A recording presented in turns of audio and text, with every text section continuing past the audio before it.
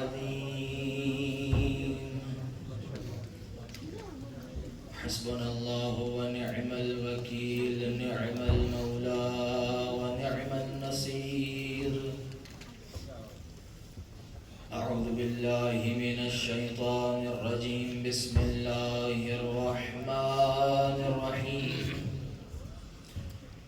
الحمد لله الذي لا يبلغ مدحته القائلون ولا يحصي نعماءه العادون ولا يؤدي حقه المجتهدون الذي لا يدركه بعد الهمم ولا يناله غوص الفتن الذي ليس لصفته حد محدود ولا نعت موجود ولا أجل ممدود ولا وقت معدود فطر الخلائق بقدرته ونشر الرياح برحمته الصلاة والسلام على سيد الأنبياء والمرسلين شفيع المذنبين أنيس الغريبين رحمة للعالمين أعني العبد المؤيد الرسول المصدق والمصطفى الأمجد أبا القاسم محمد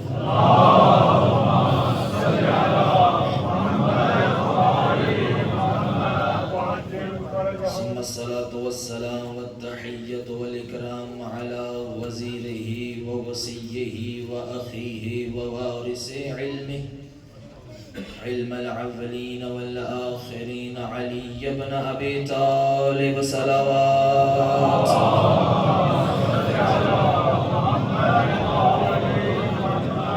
ثم الصلاة والسلام والتحية والإكرام على السيدة الجليلة الطاهرة المطهرة الرازية المرضية الصديقة الكبرى الحورة الإنسية فاطمة الزهراء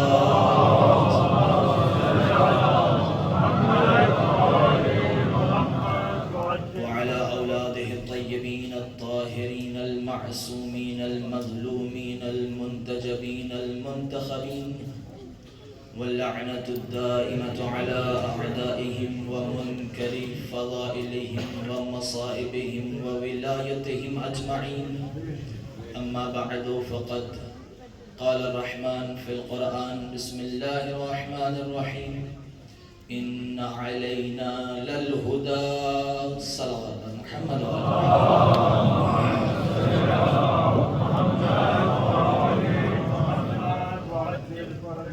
سب سے پہلے دعا گو ہیں پروردگار عالم آپ تمام مومنین و مومنات کا یہاں جمع ہونا اپنی بارگاہ میں عبادت شمار فرمائے جتنے مومنین و مومنات تشریف فرما ہیں پروردگار عالم بحق الحسین سب کی توفیقات خیر میں اضافہ فرمائے خدایا جہاں جہاں علی کا ذکر کرنے والے حسین کا غم منانے والے ہیں سب کی حفاظت فرما پروردگارہ دشمنان اسلام دشمنان اہل تشیع کو نیست و نابود فرما خدایا تجھے واسطہ تیری عزت و عظمت کا اہل تشیع کے جتنے شہداء بارہ چنار اور بھی جو مومنین ایران میں زیارت کے لیے جا رہے تھے اور حادثے میں شہید ہو گئے پروردگار سب کو شہداء کربلا کے ساتھ معشور فرما رحیم اللہ تجھے واسطہ تیری عزت و عظمت کا اس عزاداری کو ہمیں اپنی نسلوں تک پہنچانے کی توفیق عطا فرما اس عزاداری کے حقیقی وارث یوسف زہرا امام زمان علیہ السلام کے ظہور میں تعجیل فرما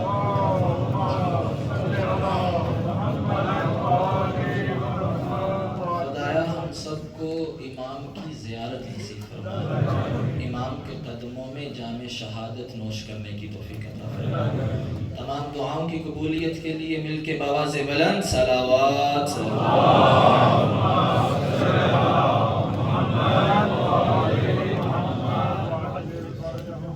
عزاداران مظلوم کربلا موالیان حیدر کرار محبان اہل بیت اطہار اظہار آپ سب کی طرف سے میں خدا کا شکر ادا کرنا چاہتا ہوں کہ اس نے اس بھری کائنات میں اتنے معصومین اور ہادیوں میں ایک ہی حسین بنایا اور وہ بھی ہمارے حصے میں رکھ دیا۔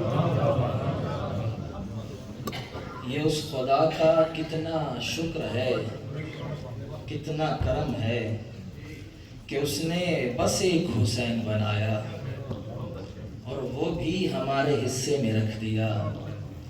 دنیا والے کیا جانے حسین کیا ہے۔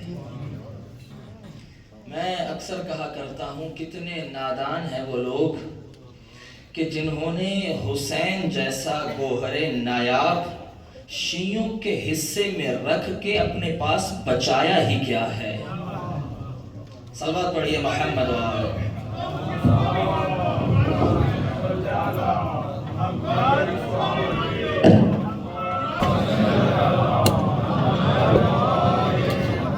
اللہ کو سلامت رکھے کہ ہماری ساری زندگیاں سجدے میں گزر جائیں، اس نعمت کا شکر ادا نہیں ہو سکتا کہ اس نے ہمیں اہل بیت جیسے ہادی عطا کیے۔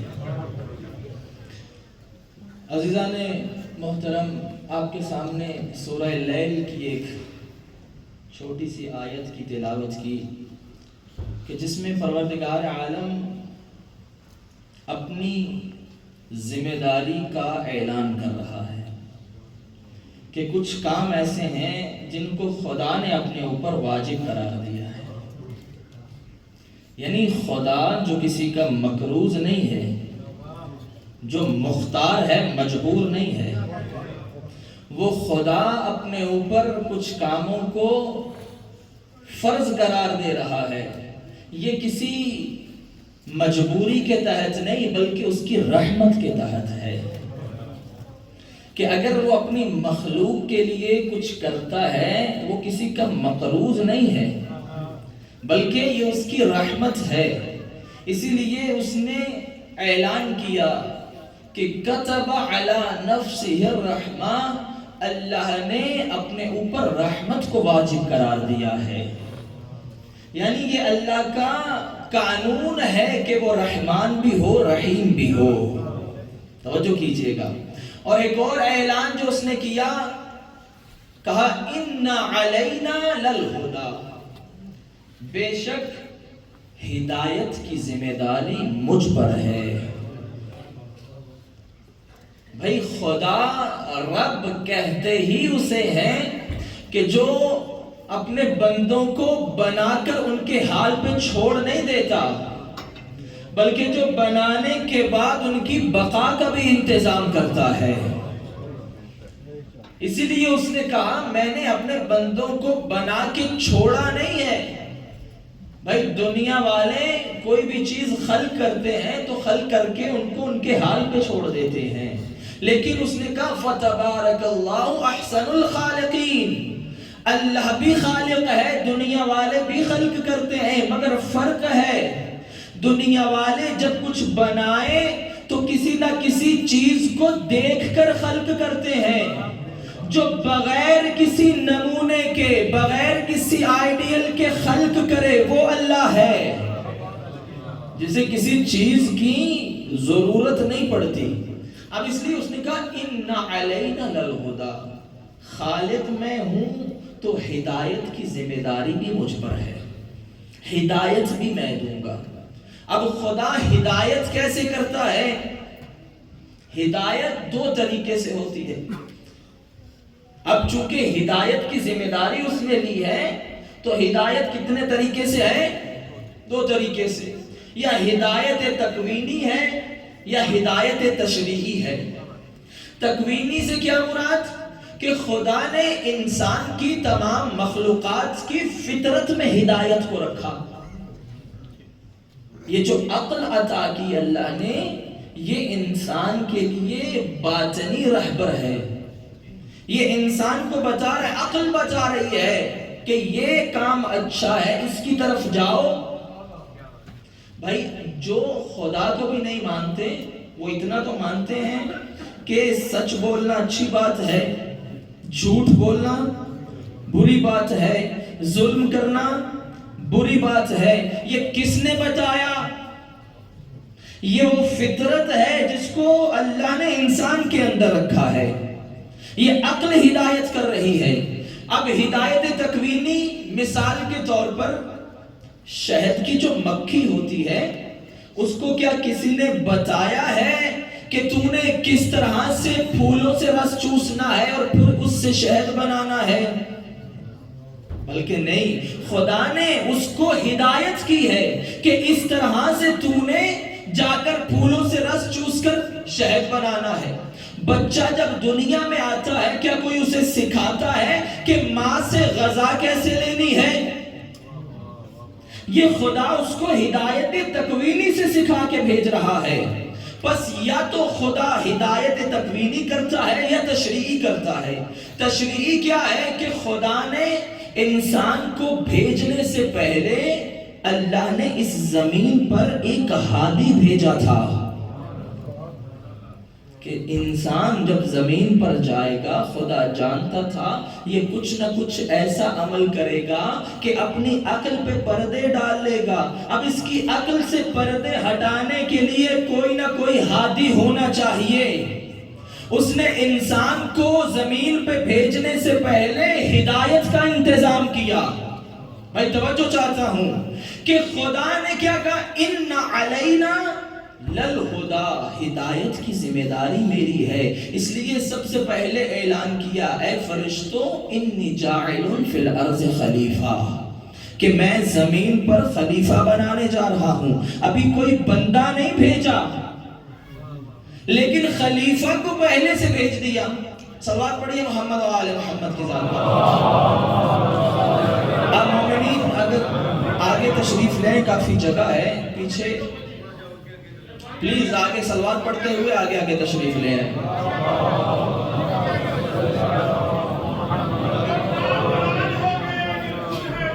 والا ہی نہیں بھیجا، اس نے پہلے ہادی کو بھیجا پھر انسان کو بھیجا اور اعلان کیا انی جاعل فی الارض خلیفہ، کہ میں ہوں، بے شک میں زمین میں خلیفہ بنانے والا ہوں. اللہ نے لفظ جاعل یعنی جاعل میں بنانے والا ہوں. پروردگار نے کہا ان علینا للہدا. کوئی یہ نہ سمجھے کہ ہدایت کوئی اور دیتا ہے. اس نے کہا انسان کا خالق میں ہوں تو ہدایت بھی میں دوں گا. جب ہدایت میری ذمہ داری ہے تو پھر ہادی دنیا نہیں بنائے گی، ہادی بھی میں بنا کے بھیجوں گا. بس جب ہدایت اس کی ذمہ داری ہے تو ہادی بھی وہی بنا کے بھیجے گا. تو پہلا ہادی بنایا. کہا جو ہی اے فرشتوں سنو، جو ہی میں اسے سنوار دوں، اس میں اپنی روح ڈال دوں، تم فوراً اسے سجدہ کر دینا. فرشتوں نے خدا کے امر کی جو ہے وہ اطاعت کرتے ہوئے آدم کو سجدہ کیا اور ہو گئے ساجدین. آدم کو سجدہ کیا، بن گئے ساجدین. بس ایک ایسا تھا جس نے اللہ کے حکم کو نہ مانا. اللہ کے حکم کو نہ مانا تو اللہ نے یہ نہیں دیکھا کہ یہ تو 6000 سال سے عبادتیں کر رہا ہے. خدا نے کہا جب میں نے تجھے کہا کہ تو اسے سجدہ کر، یہ میرا خلیفہ ہے، یہ میرا نمائندہ ہے، یہ میری طرف سے حجت ہے، تو نے اس سے سجدہ کیوں نہیں کیا؟ اب اس نے قیاس کیا، میں آگ سے ہوں، میری عمر اس سے زیادہ ہے. بھائی کہاں میں اب کھل کے نہیں بتا سکتا کہ بھائی یہ بزرگ ہے، آدم تو ابھی آیا.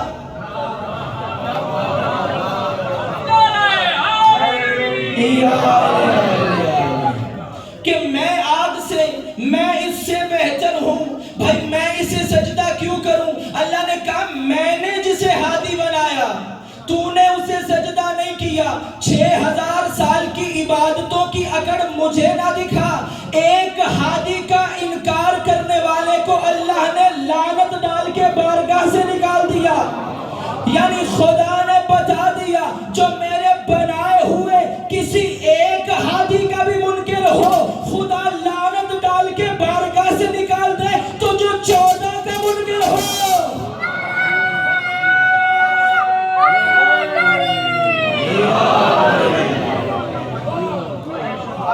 جو ایک کا منکر ہو اللہ اسے برداشت نہیں کرتا، تو جو 14 ہادیوں کا منکر ہو جائے، پھر چاہے دنیا میں عمر اس کی زیادہ ہو اللہ اس کو نہیں دیکھتا۔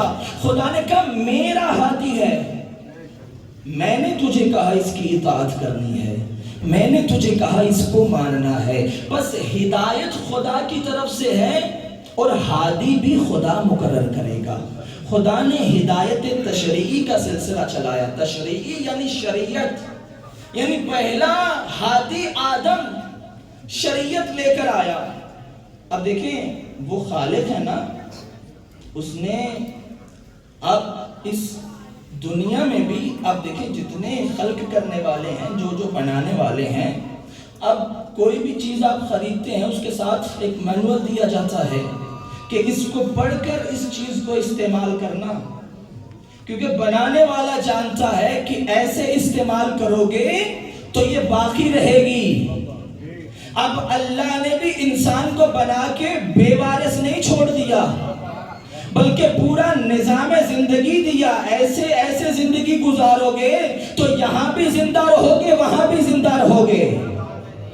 اب جو اللہ کی مینول، اللہ کی شریعت پر چل رہا ہے، اب خدا نے کہا ہدایت میری ذمہ داری ہے، ہادی بھی میں بھیج رہا ہوں۔ لیکن توجہ کیجئے گا، یہاں پر خدا نے ہدایت کی ذمہ داری اپنے اوپر لی ہے، مگر یہ نہیں کہا کہ میں ہدایت دوں گا تو سب ہدایت پا بھی جائیں گے۔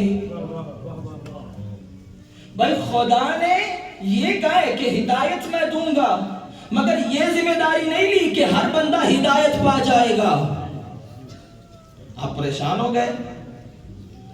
اچھا خدا یہ نہیں چاہتا کہ ہر بندہ ہدایت پا جائے، خدا نہیں چاہتا ہر بندہ، اگر زبردستی ہدایت دینی ہوتی تو خدا سب کو ہدایت یافتہ پیدا کرتا۔ خدا چاہتا ہے کہ جو بندہ خود سے ہدایت پانا چاہتا ہے اسے ہدایت دوں۔ بس ہدایت امر مجبوری نہیں ہے کہ خدا سب کو مجبور کرے۔ اس نے کہا ان ہدیناہ السبیل، ہم نے تمہیں راستے کی ہدایت کر دی ہے، اب تمہارے اوپر ہے کہ تم کفر کا راستہ اختیار کرو یا شکر کا راستہ اختیار کرو۔ بھائی دنیا والوں نے یہ تو عقیدہ اپنا ظاہر کر دیا کہ بھائی جو ہوتا ہے خدا کی طرف سے ہوتا ہے۔ Everything happens from Allah subhanahu wa ta'ala. Behind everything is Allah subhanahu wa ta'ala. کیا کل خیر و کل شر من اللہ تعالی، کہ ہر خیر ہر شر خدا کی طرف سے ہے۔ ہم کیا کر سکتے ہیں؟ We cannot do anything without permission of Allah subhanahu wa ta'ala۔ ہم نے کہا ٹھیک ہے، ہم مانتے ہیں آپ کی بات کہ ہم خدا کی اجازت کے بغیر کچھ نہیں کر سکتے، لیکن خدا نے انسان کو اختیار دیا ہے کہ میں تجھے اختیار دے رہا ہوں، راستہ دکھا رہا ہوں، اب تجھ پر ہے کہ تو حق چنے یا باطل چنے۔ بھائی اگر بالفرض آپ کا عقیدہ ہم مان لیں کہ ہر چیز چاہے اچھی ہو یا بری ہو خدا کی طرف سے ہے، مثال کے طور پر اگر یہاں کسی مسلمان کو کوئی پکڑ کر اس کے ہاتھ باندھ دے اور اس کے منہ میں شراب ڈال دے نعوذ باللہ، اور جب وہ شراب پی لے زبردستی اس کو شراب پلا دی جائے اور اس کے ہاتھ کھول کے اب بندہ کہے اس کو کوڑے مارو، بھائی کیوں؟ تم نے شراب پی ہے۔ بھائی میں نے تھوڑی پی ہے، یہ تو آپ نے پلائی، زبردستی ہاتھ باندھ کے میرے منہ میں شراب ڈالی، اب کس بات کے کوڑے مار رہے ہو؟ میرا تو اختیار ہی نہیں تھا۔ اب اللہ کی طرف سے اگر ہر کام ہو رہا ہے، اچھائی بھی برائی بھی، تو پھر روز محشر اللہ کیسے کہہ سکتا ہے تو نے یہ گناہ کیا تھا اب جہنم میں جا؟ بندہ کہے گا پروردگارا خود تو کروایا تھا، بھائی خود کروا کر اب جہنم کیوں بھیج رہا ہے؟ ایسا ظالم اللہ ہمارا نہیں ہے۔ ہم جس اللہ کو مانتے ہیں وہ ہے عادل۔ اب اگر ہر کام خدا کی طرف سے ہے تو پھر خدا روز محشر ہم سے پوچھ نہیں سکتا گناہ کیوں کیا تھا؟ بھائی خدایا تو نے خود کروایا۔ اچھا سمجھ میں آیا یہ تھیوری آئی کہاں سے ہے، یہ نظریہ آیا کہاں سے ہے؟ لوگوں نے اپنے کچھ بروں کو ڈیفینڈ کرنے کے لیے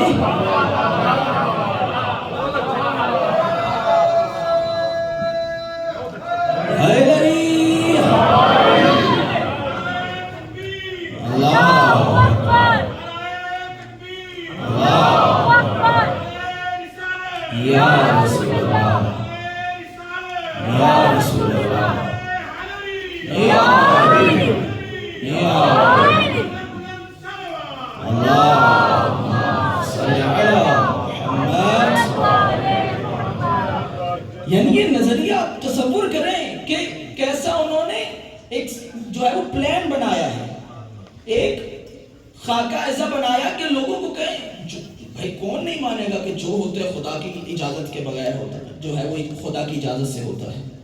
ہر بندہ کہتا ہے یقیناً خدا کی اجازت سے ہوتا ہے۔ تو پھر کہنے لگے اگر خدا کسی کو حکومت دے دے، خدا کسی کو پاور دے دے تو آپ کو کیا تکلیف ہے؟ یہ خدا نے دی ہے۔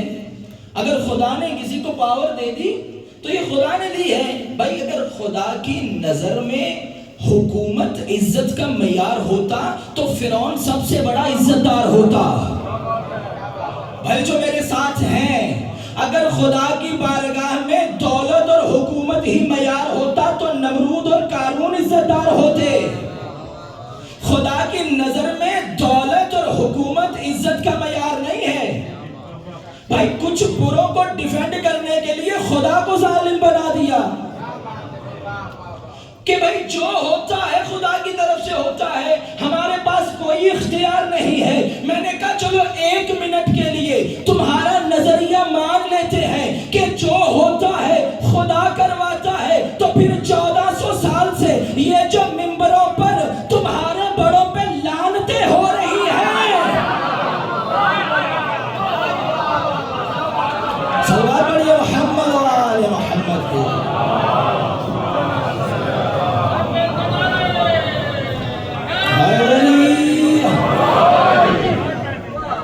کہ اگر جو ہوتا خدا کروا رہا ہے تو پھر یہ بھی مانو اگر آج منبروں پہ حسین حسین ہو رہا ہے یہ بھی خدا کروا رہا ہے۔ کہنے لگے کسی کو برا نہ کہو، ہو سکتا ہے یہ اس کا خدا کا معاملہ ہے، خدا نے اسے معاف کر دیا ہو۔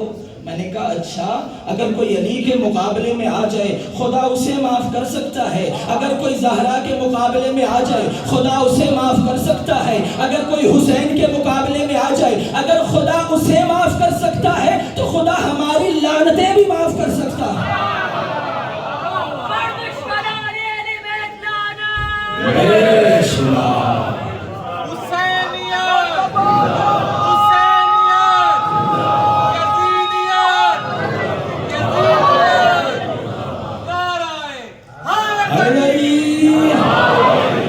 کوشش کیا کریں جب علی کا نام آئے تو دونوں ہاتھ بلند کر کے نعرہ لگایا کریں، کیونکہ یہ نبی کی سنت ہے، جب علی کی باری آئے تو 2 ہاتھ بلند ہوتے ہیں۔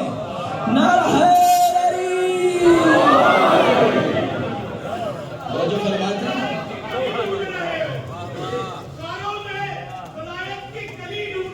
جیو واہ واہ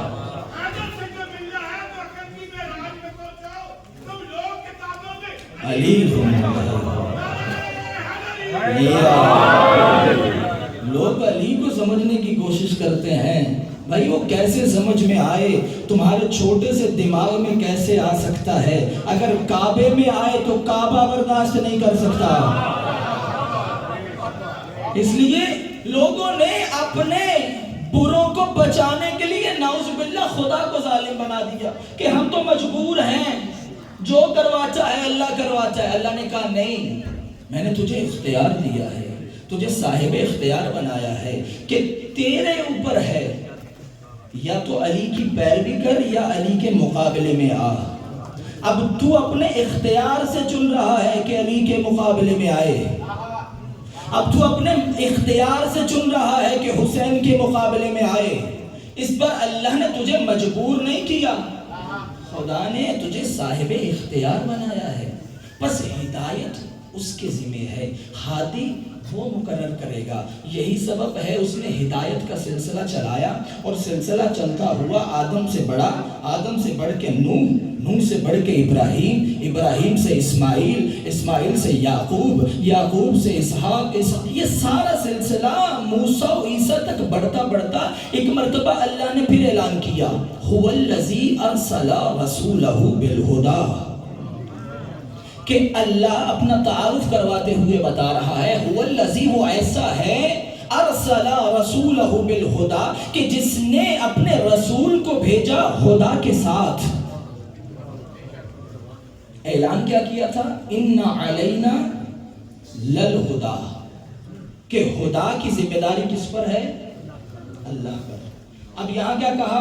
والذی ارسل رسولہ بالہدی، کہ وہ جو ہدایت کی ذمہ داری میں نے لی ہے نا، وعدہ میں کرتا ہوں، ادا میرا محمد کرتا ہے.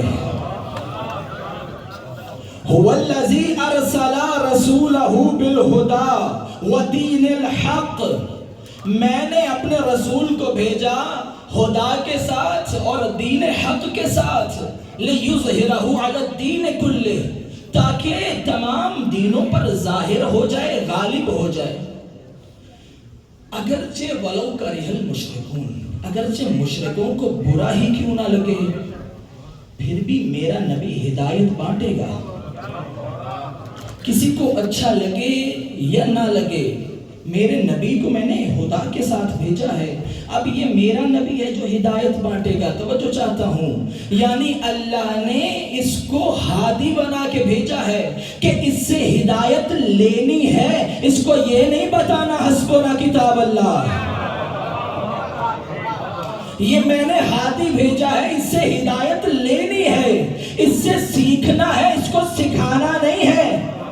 یہ تمہیں جو دے گا اس سے لینا ہے.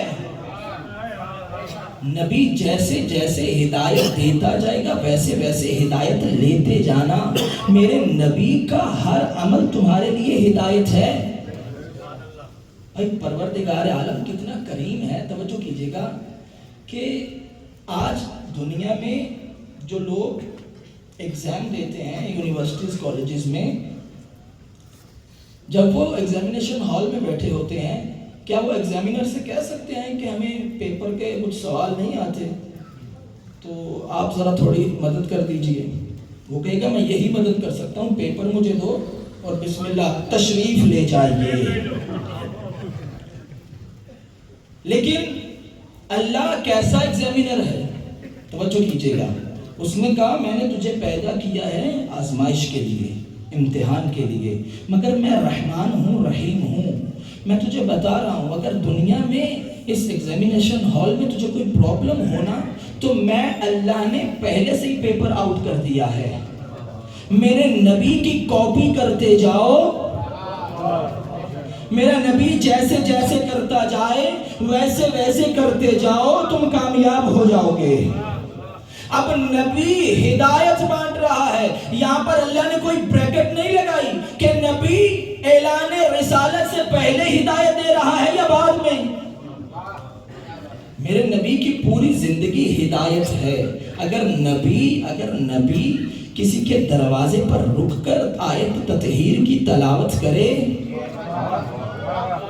تو یہ میرا نبی تمہیں ہدایت بانٹ رہا ہے. اگر میرا نبی کسی کو شب ہجرت اپنے بستر پہ سلا دے تو یہ میرا نبی ہدایت بانٹ رہا ہے. اگر میرا نبی کسی کو کہے حسین مجھ سے ہے، میں حسین سے ہوں، نبی ہدایت بانٹ رہا ہے. بس نبی کی پوری زندگی ہدایت ہے. نبی اپنی پوری زندگی میں ہدایت بانٹ رہے ہیں کہ ایک لمحہ ایسا بھی آتا ہے کہ نبی مسجد نبوی میں خطبہ دے رہے ہیں کہ اتنے میں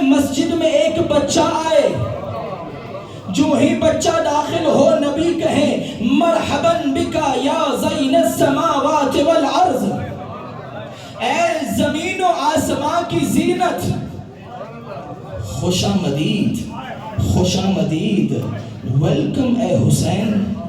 اے نبی جس کو کہے مرحباً بکا یا حسین، یا زین السماوات والارض، اے زمین و آسمان کی زینت۔ ابی بن کعب کہتے یا رسول اللہ مگر کیا آپ کے علاوہ بھی کوئی زمین و آسمان کی زینت ہے؟ وہ نبی جو ممبر پر خطبہ دے رہا تھا، ایک مرتبہ نبی نے ممبر چھوڑا، نیچے اترے، بولتے ہوئے قرآن نے دوسرے قرآن کو اٹھایا، ایک مرتبہ اٹھا کر ممبر پر تشریف لائے اور لا کر کہا اے اصحاب پہچانو یہ حسین کون ہے؟ کہا زمین سے زیادہ حسین آسمانوں میں اعظم ہے۔ کہا اے اصحاب پہچانو یہ کون ہے؟ اب اللہ نے موضوع ذہن میں رہے، اللہ نے کہا ان علینا للہدی، خدا کی ذمہ داری مجھ پر ہے، میں نے اپنے نبی کو بھیجا بالہدی، ہدایت کے ساتھ۔ اب نبی نے بھی ہدا دینی ہے، اللہ نے بھی ہدا دینی ہے، ہدایت بانٹنی ہے۔ اب وہی نبی ہدایت دیتے دیتے فرمایا، کہا اصحاب پہچانو یہ وہ حسین ہے کہ جس کے بارے اللہ نے اپنے عرش کی دائیں جانب لکھا ہے ان الحسین مصباح الہدی۔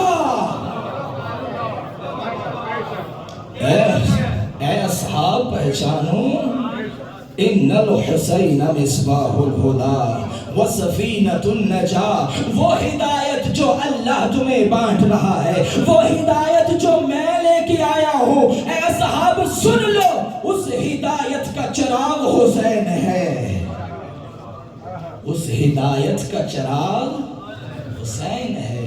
ان الحسین مصباح الہدی، اللہ اکبر، کہ وہ جو ہدایت نبی بانٹ رہے ہیں وہ ہدایت کا چراغ حسین ہے۔ اب یہ نبی صرف آخری امت کا نبی نہیں ہے، یہ نبی ہے سید المرسلین۔ آدم اپنی امت کا نبی، نوح اپنی امت کے نبی، ابراہیم اپنی امت کے نبی، اسماعیل اپنی امت کے نبی، یعقوب اپنی امت کے نبی، لیکن یہ وہ نبی ہے جو آدم کا بھی نبی، جو نوح کا بھی نبی، جو تمام انبیاء کا نبی۔ اور یہ نبی اگر کہے ان الحسین مصباح الہدی، اللہ نے جب ہدایت کا سلسلہ چلایا تو پہلا ہادی آدم، آخری ہادی رسالت میں محمد۔ اب اگر پہلا ہادی ہدایت بانٹے وہاں بھی ہدایت کا چراغ حسین، اگر ابراہیم ہدایت بانٹے وہاں بھی ہدایت کا چراغ حسین، اگر تمام انبیاء ہدایت بانٹے وہاں بھی ہدایت کا چراغ حسین ہے، ہدایت کا چراغ حسین ہے۔ اور نبی نے یہ نہیں کہا تھا کہ ان الحسین مصباح الہدی من بعدی، کہ میرے بعد حسین ہدایت کا چراغ ہے، یعنی نبی بتا گئے کہ مجھ محمد کے ہوتے ہوئے بھی جو ہدایت بانٹے اسے حسین کے لبیک یا حسین، لبیک یا حسین، لبیک یا حسین، لبیک یا حسین، لبیک یا حسین، لبیک یا حسین۔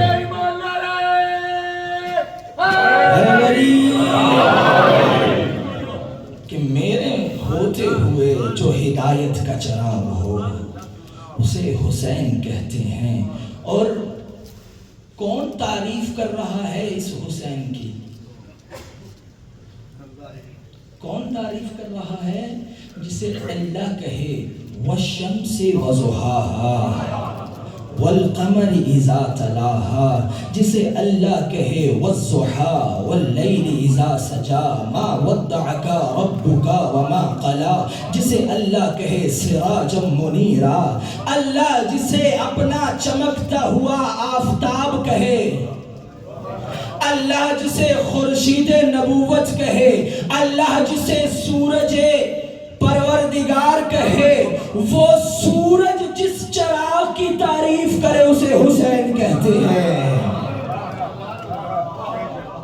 خود آفتاب توحید جس چراغ کی تعریف کرے اسے حسین کہتے ہیں۔ اب نبی کی حکمت کو سمجھیے، ان الحسین مصباح الہدی والسفینۃ النجاۃ۔ نبی اکیلا یہ بھی کہہ سکتے تھے کہ مصباح الہدی ہے، سفینۃ النجاۃ کیوں کہا؟ مصباح کی ضرورت پڑتی ہے اندھیروں میں، سفینے کی کشتی کی ضرورت پڑتی ہے سمندروں میں۔ نبی نے بتا دیا کائنات میں دو ہی جگہیں ہیں، یا پانی ہے یا خشکی ہے۔ اگر کسی کو زمین میں حسین کی ضرورت ہے تو چراغ حسین، اگر کسی کو سمندروں میں پانی میں ہدایت کی ضرورت ہے وہاں بھی چراغ حسین۔ ان الحسین مصباح الہدی، لیکن شرط ہے کہ جب گھر میں اندھیرا ہونا اور روشنی چاہیے ہو، جہاں سورج کی کرنیں بھی نہ پہنچیں وہاں چراغ روشنی دیتا ہے۔ بھائی اگر کوئی بند گھر ہونا، وہاں پہ سورج کی کرنیں بھی نہ جائیں تو وہاں دیا روشن کرنا پڑتا ہے۔ نبی نے یہ نہیں کہا ان الحسین شمس الہدی کہ حسین ہدایت کا سورج ہے، کیونکہ کچھ جگہ ایسی ہوتی ہیں جہاں سورج کی کرنیں بھی نہیں پہنچتی، وہاں اگر روشنی چاہیے تو دیا جلانا پڑتا ہے۔ یہی تو سبب ہے آج ظاہر ہو گیا، ثابت ہو گیا کہ وہ لوگ جو توحید کو بھی نہیں مانتے، وہ لوگ جو رسالت کو بھی نہیں مانتے، حسین حسین کر رہے ہیں، وہاں حسین کی روشنی پہنچی۔ لیکن فرق ہے، حسین کی روشنی جہاں پہنچ جائے پھر حسین انہیں اپنے تک نہیں روکتا، توحید تک بھی لے جاتا ہے، رسالت تک بھی لے جاتا ہے۔ حسین کسی کو اپنے تک روکتا نہیں ہے بلکہ توحید تک لے کر جاتا ہے۔ اور کہا اگر گھر میں روشنی کرنی ہے نا تو چراغ کو بلند مقام پہ رکھنا پڑے گا۔ چراغ اگر آپ بیڈ کے نیچے رکھیں گے نا تو گھر روشن نہیں ہوگا۔ چراغ سے اگر روشنی لینی ہے نا تو بلند مقام پہ رکھو تاکہ پورا گھر روشن ہو۔ یہی تو سبب ہے میرا نبی جب اس چراغ کی اہمیت بتاتا تھا، اس چراغ کا تعارف کرواتا تھا تو کبھی نبی نے کندھوں پہ اٹھا کے تعارف کروایا، کبھی پشت پہ بٹھا کے تعارف کروایا۔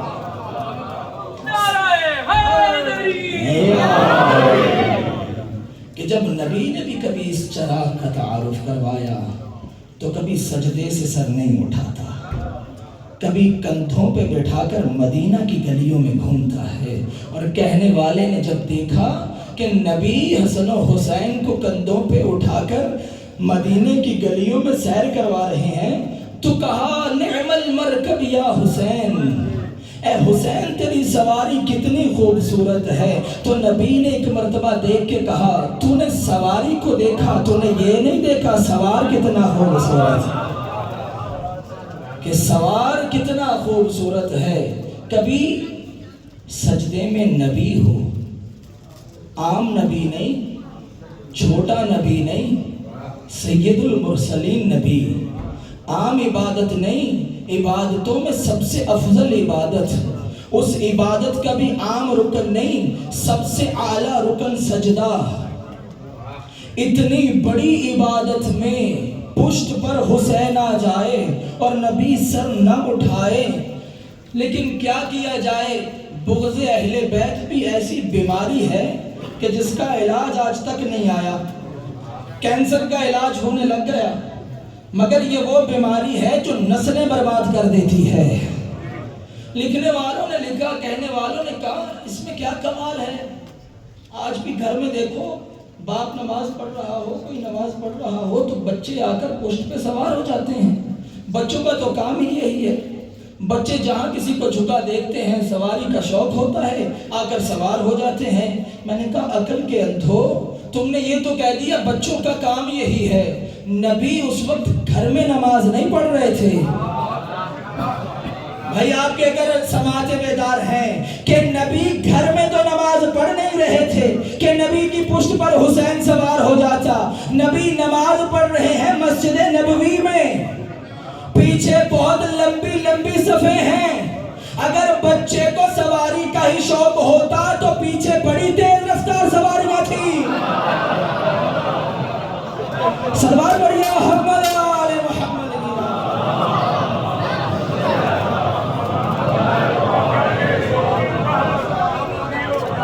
کہ یہ بچے کو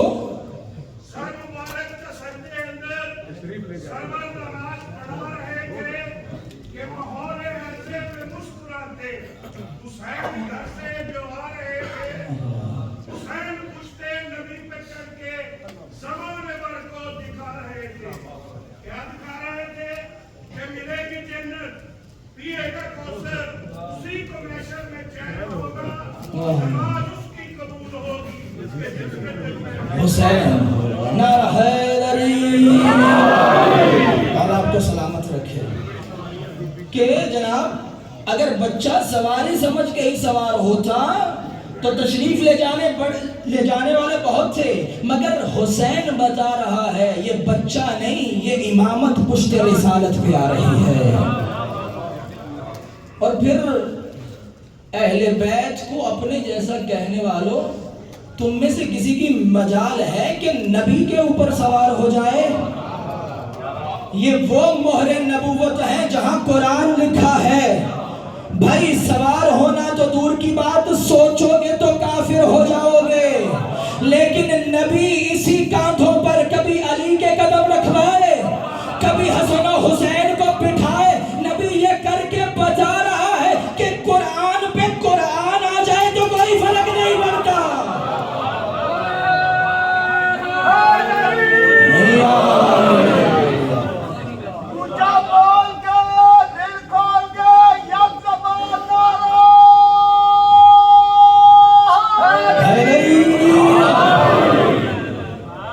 قرآن پہ قرآن آ جائے تو کوئی فرق نہیں پڑتا.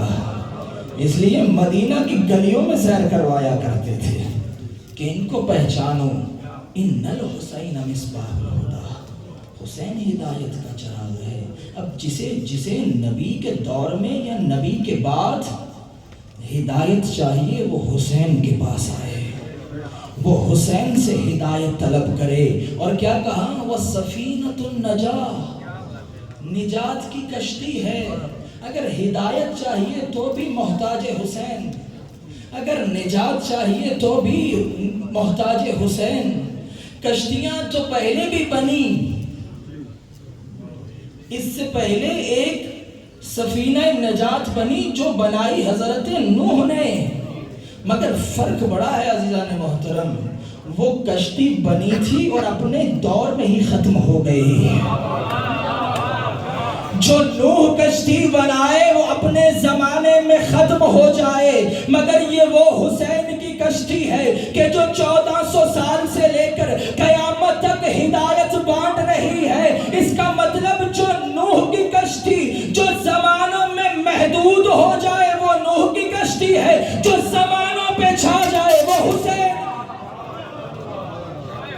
جو زمانوں پہ چھا جائے وہ کشتی حسین ہے کہ جو ہر آنے والے نوح کو سوار، ہر آنے والے حر کو سوار کرتی جا رہی ہے. اب کشتی نجات کی ضرورت کب پڑتی ہے؟ جب سمندر میں طوفان آ جائے.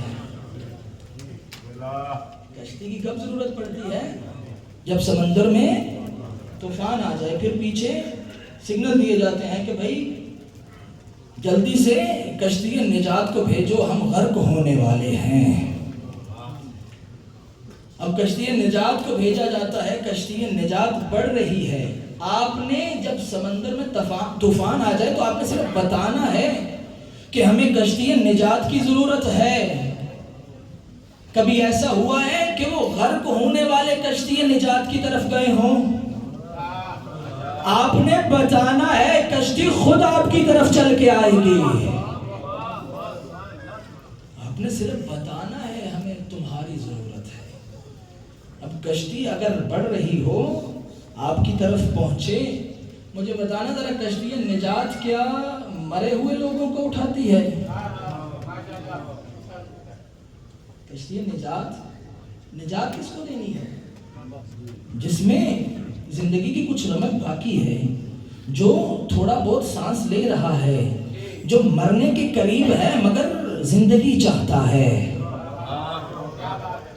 کشتی نجات کا کام مردوں کو اٹھانا نہیں ہے، کشتی نجات جو زندگی چاہتا ہے اس کے لیے جاتی ہے۔ اور جب کشتی پہنچتی ہے تو ان کے پاس اتنا ٹائم نہیں ہوتا کہ ہر ایک کو چیک کریں زندہ ہے یا مر گیا۔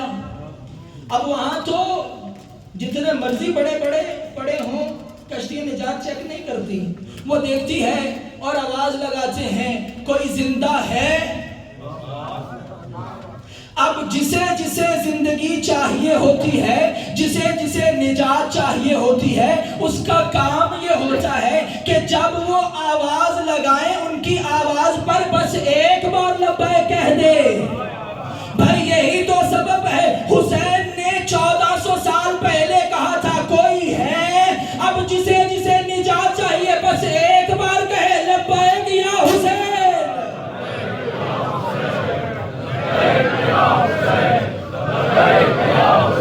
دیکھنا ہے کہ ہم کس صف میں ہیں، ہم حسین کی کشتی میں سوار ہونے والے ہیں یا دور کھڑ کے اس کشتی کا نظارہ کرنے والے ہیں۔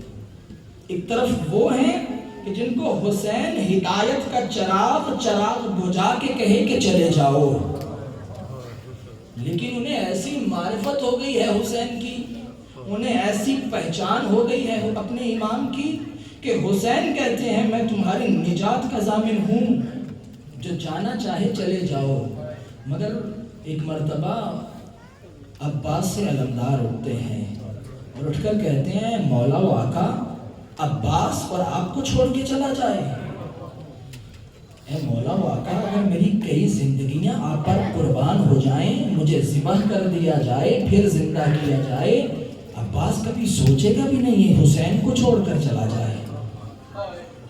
ایک طرف ایسے اصحاب ہیں حبیب ابن مظاہر کہ جس نے کہا کہ آقا آپ حکم دیں، ہم ابھی اپنا سر قلم کر کے آپ کے قدموں میں رکھ دیں گے، ہم اور آپ کو چھوڑ کے چلے جائیں۔ ایک طرف کون ہے کہ حسین جب مکہ سے کوفہ کی طرف جا رہے تھے تو پتہ چلا کہ راستے میں ایک کوفی ہے جو چاہنے والا تو تھا، جس کا نام لکھا عبید اللہ ابن حر جعفی۔ حسین علیہ السلام مولا کو جب پتہ چلا کہ اس کا خیمہ امام کے خیمے کے کچھ قریب ہے، امام نے اسے اس کی طرف اپنا ایک نمائندہ بھیجا، ایک قاصد بھیجا کہ جاؤ عبید اللہ کو کہو کہ آپ کو امام بلا رہے ہیں۔ امام نے اپنا قاصد بھیجا، پیغام دیا، وہ اس کے پاس آتا ہے، یہ اپنی بیوی اور بچوں کے ساتھ وہاں خیمے میں موجود ہے۔ اس نے جب دیکھا وہ شخص آیا، وہ شخص اس کے قریب آیا اور آ کر کہنے لگا امام نے تجھے سلام بھیجا ہے، حسین نے تجھے سلام بھیجا ہے۔ کہا میرا بھی سلام ہو فرزند رسول کا۔ کہا مولا تجھے طلب کر رہے ہیں کہ میرے خیمے میں آؤ۔ یہ کہنے لگا میں جانتا ہوں، اسی سبب تو میں کوفہ سے نکلا تھا کہ کہیں میں حسین سے نہ مل جاؤں، میرا سامنا حسین سے نہ ہو۔ مولا سے کہو کہ اے مولا میں جانتا ہوں کہ کربلا میں کیا ہونے والا ہے، مجھے اپنی بیوی بچے عزیز ہیں، مولا میری معافی کو قبول کیجئے، میں نہیں آ سکتا۔ اس نے یہ کہہ کر اس کو واپس بھیج دیا۔ اب روایتیں کہتی ہیں کچھ دیر کے بعد اس نے دیکھا فرزند رسول خود تشریف لا رہے ہیں۔ امام آئے، گھوڑے سے اترے، اس کے خیمے میں آئے، اس کے بچوں کے سر پر دست شفقت رکھا۔ امام نے آ کر بتایا ہے عبید اللہ تو جانتا ہے حسین اپنی بہنوں بیٹیوں کے ساتھ ہے، عبید اللہ ہم کربلا کی طرف جا رہے ہیں، اگر تو چاہتا ہے نجات پائے تو حسین کے ساتھ آ جا۔ یہ کہتا ہے مولا میں جانتا ہوں کربلا میں کیا ہوگا، آپ مارے جائیں گے، سب مارے جائیں گے، کیونکہ وہ ہزاروں کی فوج اور آپ کچھ ہیں، اس لیے میں زندگی کو سعادت سمجھتا ہوں، میں مرنے کو سعادت نہیں سمجھتا۔ اب اس نے امام کو پلٹا دیا۔ ایک طرف کون ہے جو کہہ رہے ہیں اگر 1000 بار ہمیں مارا جائے، ہمیں ذبح کیا جائے، پھر زندہ کیا جائے، حسین آپ کو چھوڑ کر نہیں جائیں گے۔ ایک طرف وہ ہے جو دعوی محبت تو کرتا ہے، احترام تو کرتا ہے، فرزند رسول بھی سمجھتا ہے، مگر کہتے ہیں مولا مجھے معاف کرنا، یہ بیوی بچوں کی محبت میں آپ کے ساتھ نہیں آ سکتا۔ اب جب یہی شخص کچھ عرصے کے بعد کوفہ میں پہنچا، اس نے کیا دیکھا کہ اسی کوفہ میں ایک قافلے کو وارد کیا جا رہا ہے۔ اس نے دیکھا آگے آگے کچھ گھوڑا سوار ہیں جن کے ہاتھوں میں نیزے ہیں۔ اس نے دیکھا ان نیزوں پہ کچھ کٹے ہوئے سر بلند کیے گئے ہیں۔ اجرکم علی الزہرا۔ اب آتا ہے امام سجاد کی بارگاہ میں، روتا ہے، گڑ گڑاتا ہے، مگر اب کیا فائدہ، اب حسین نہیں رہا، اب زہرا کا لال نہیں رہا۔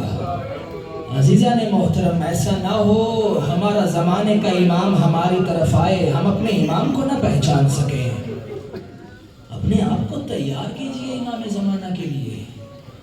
اے زہرا کے لال، اے آقا و مولا، ہم اس قابل تو نہیں ہیں، مگر میرے مولا ہاں اتنا ضرور جانتے ہیں، ایک آواز دو گے تو قبروں سے اٹھ کر ضرور آئیں گے۔ اجرکم علی الزہرا۔ آپ کی آنکھیں تر ہو گئیں۔ آج ویسے نہ بھی مسائل پڑھا جائے نا تو مسائل کی معراج ہے۔ حسین کا بس نام ہی کافی ہے رونے کے لیے۔ کون حسین؟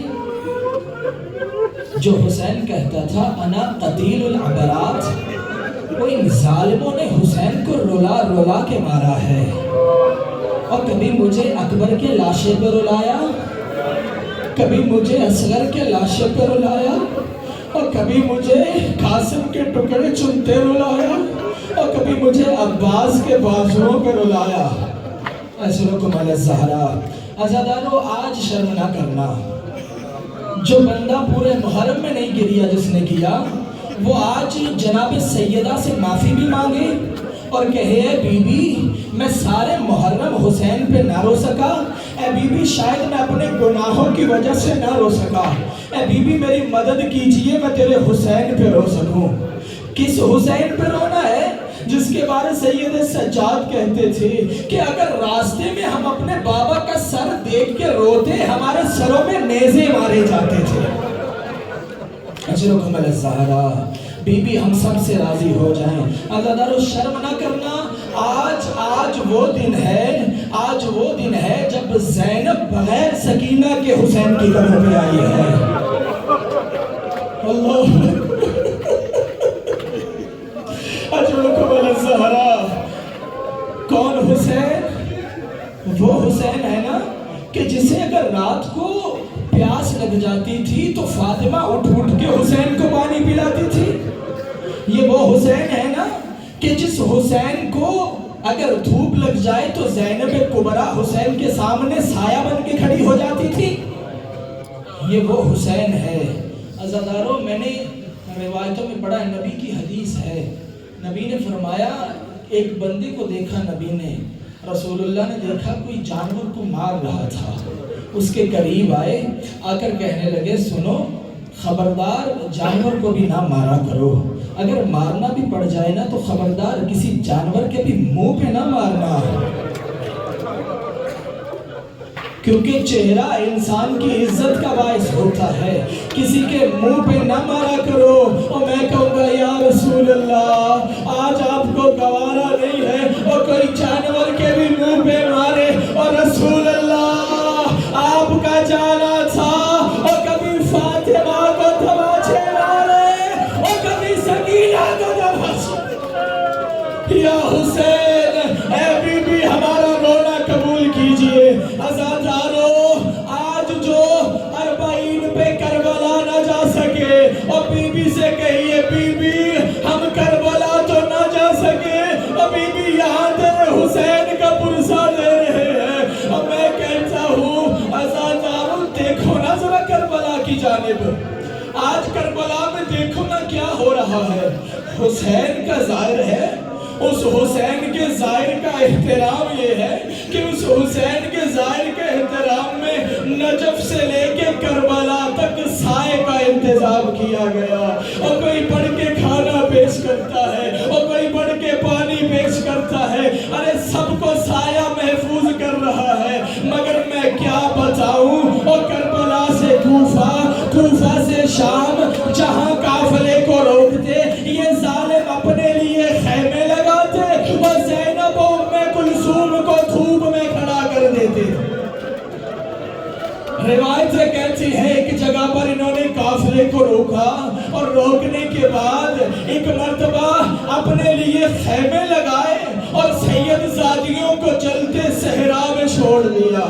اب سکینہ اتنی تھک چکی تھی، روایتیں کہتی ہیں بچی سایہ تلاش کر رہی تھی کہ اتنے میں دیکھا ایک چھوٹا سا درخت، اس کے سائے میں سکینہ جلدی سے گئی اور وہاں پر روایتیں کہتی ہے ننھے ننھے ہاتھوں سے گرم ریت کو جمع کیا، اس گرم ریت کا تکیہ بنا کر ارے اپنے سر کو رکھا. نہ جانے کتنی تھک گئی تھی کہ سر کو رکھتے ہی سو گئی.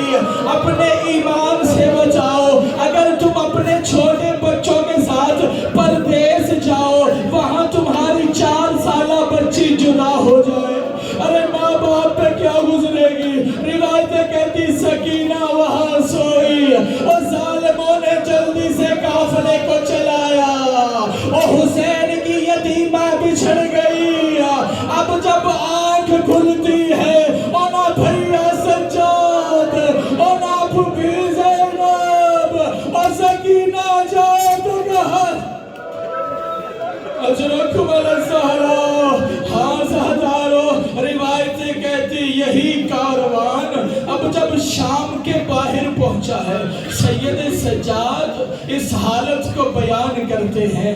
کہا پتہ ہے ہمیں کیسے شام کا سفر کروایا گیا؟ کہا ہمیں بے کجاوے اونٹوں پہ بیویوں کو سوار کیا گیا. عزیزانو جانتے ہو، ارے سننا بڑا آسان ہے لیکن روایتیں کہتی ہیں حضرت ابوذر غفاری کو جب مدینہ سے نکالا گیا تھا نا تو انہیں بے کجاوے اونٹ پہ سوار کیا گیا.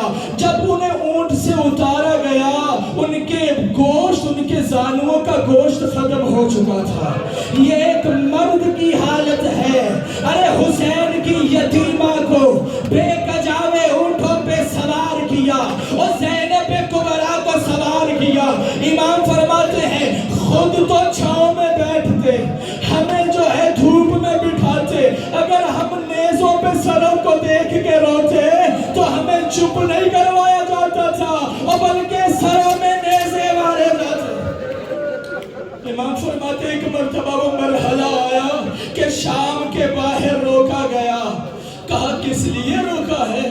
کہا یزید نے حکم دیا ہے کہ بازاروں کو سجایا جائے اور شرابیوں کو بلایا جائے، تماشبینوں کو بلایا جائے، ارے ڈھول بجانے والوں کو بلایا جائے. سہل نامی صحابی ہے، وہ کہتا ہے میں فلسطین سے واپس آیا، میں نے دیکھا کہ شام میں ایک عجیب خوشی کا منظر ہے. میں نے شامیوں سے پوچھا نہ تو کوئی عید ہے نہ کوئی ایسا تہوار ہے تو پھر لوگ کس بات کا جشن منا رہے ہیں؟ کہتا اتنے میں نے دیکھا ارے ایک دروازے سے قافلے کو وارد کیا گیا اور منظر یہ ہے آگے آگے نیزوں پہ سر بلند ہے، ایک رسی میں 12 گلے بندھے ہیں، اس کے آگے آگے ایک قیدی سر جھکائے چل رہا ہے، اس کے پیچھے کچھ محمل سوار بیبیاں بے کجاوے اونٹوں پہ سوار ہیں. کہتا میں جلدی سے قریب آیا، میں نے ایک چھوٹی بچی سے پوچھا تم لوگ کون ہو،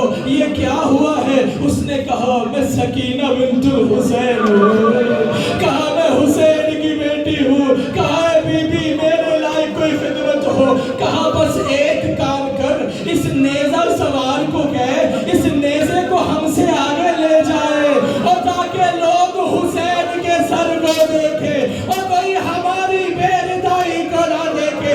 عزادارو بس یہ سر لایا گیا. عزادارو سنو گے جملہ، آج اربعین ہے، مجھے دل چاہتا ہے کہ میں ساری دلہنی پڑھوں. اس سر کے ساتھ کیا ہوا؟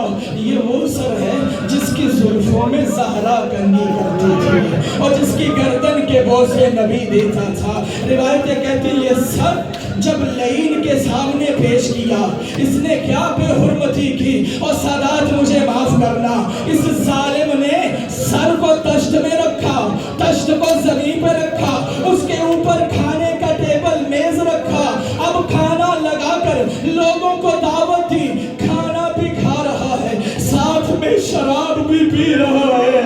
अरे शराब पीता है जब थोड़ी सी शराब जाम में बच जाती है, और क्या गुस्ताखी करता है, और सरे हुसैन